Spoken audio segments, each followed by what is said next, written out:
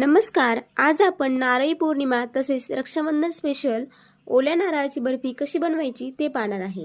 Recipe अतिशय सोपी आहे. तुम्ही जर चॅनलवर नवीन असाल तर चॅनलला सबस्क्राईब करा. तसेच व्हिडिओ आवडला एक लाईक नक्की करा. चला तर मग रेसिपीला सुरुवात करूया. ओल्या नारळाची बर्फी बनवण्यासाठी सर्वप्रथम इथे मी एक नारळ फोडून घेतला आणि नारळाची जी मागची बाजू असते खोबऱ्याची चॉकलेटी कलरची ती काढून घेतली आणि त्याच्याशी पातळ काप करून घेतले. हे बघा. नंतर नारळ हे मी सगळं एका मिक्सरच्या भांड्यामध्ये बारीक करून घेणार आहे. नारळाचे सर्व काप. तुम्हाला हवं असेल तुम्ही हे किसून देखील घेऊ शकता किसणीच्या साहाय्याने. हे बघा, इथं मी हा आपला नारळाचा चव आहे तो तयार करून घेतला आहे. तुम्हाला हवं असेल तर तुम्ही नारळ किसून घेऊ शकता, त्याने पण बर्फीला खूप छान टेस्ट येते.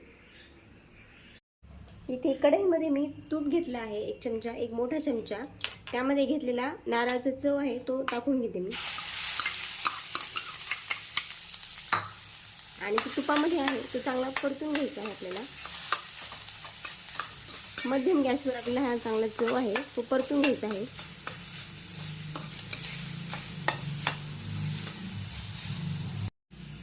एकसारखं हलवत आपल्याला हा 4 ते 5 मिनिटं चांगला परतून घ्यायचा आहे तुपामध्ये.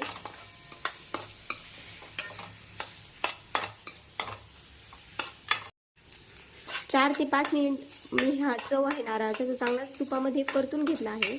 मीडियम गॅसवर आपल्याला हा चांगला कंटिन्यू परतून घ्यायचा आहे. आता त्यामध्ये मी मोठे 3 चमचे साखर टाकते. साखर तुम्ही तुमच्या आवडीनुसार टाकू शकता. तुम्हाला गोड किती कमी जास्त लागतं त्यानुसार. साखर देखील आपली चांगली मिक्स करून घ्यायची आहे. हे बघा, इथं मी साखर देखील ही आपली पूर्णपणे मिक्स करून घेतली आहे. 2 मिनिटं याला असंच हलवत राहायचं आहे म्हणजे साखर आहे ती चांगली मिक्स होईल. इथं मी हे मिश्रण आपलं 4 ते 5 मिनिट कंटिन्यू एकसारखं हलवत राहिले होते म्हणजे साखरेमध्ये आपला जो नारळ आहे तो थोडंसं चांगलं शिजून निघेल. तुम्ही पाहू शकता मिश्रण आपलं असं घट्टसर इथं तयार झालं आहे. आता त्यामध्ये मी इथं चिमूटभर वेलची पूड घेतली आहे ती टाकून घेते. ते देखील मिक्स करून घ्यायचे आहे आपल्याला.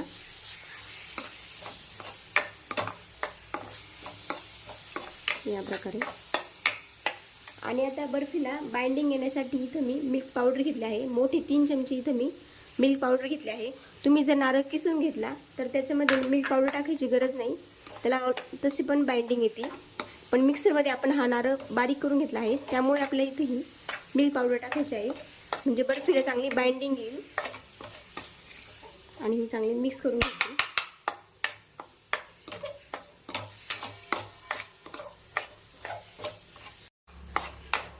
इथे मी आपली ही मिल्क पावडर आहे ती देखील छान मिक्स करून घेतली आहे मी आपल्या नारळामध्ये.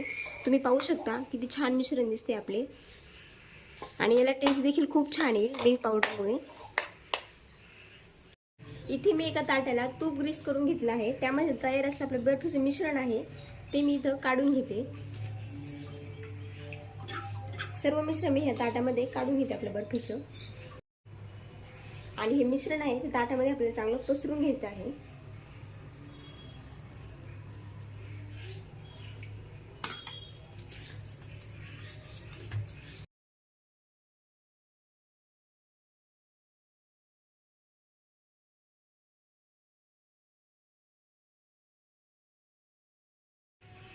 हे बघा, इथं मी ताटामध्ये बर्फीचं मिश्रण आहे ते चांगलं पसरून घेतलं आहे. आता ही बर्फी सेट होण्यासाठी आपल्याला फ्रीजमध्ये 30 ते 35 मिनिटासाठी ठेवायची आहे. थोडंसं हलकंसं गरम असतानाच आपल्याला याच्यावर काप करून घ्यायचे आहे. मी आता लगेच याचे काप पाडत नाही आहे. अजून 5 ते 10 मिनिटानंतर याला काप पाडून घ्यायचे आहे आपल्याला बर्फीचे. मी हे फ्रीजमध्ये ठेवते सेट होण्यासाठी.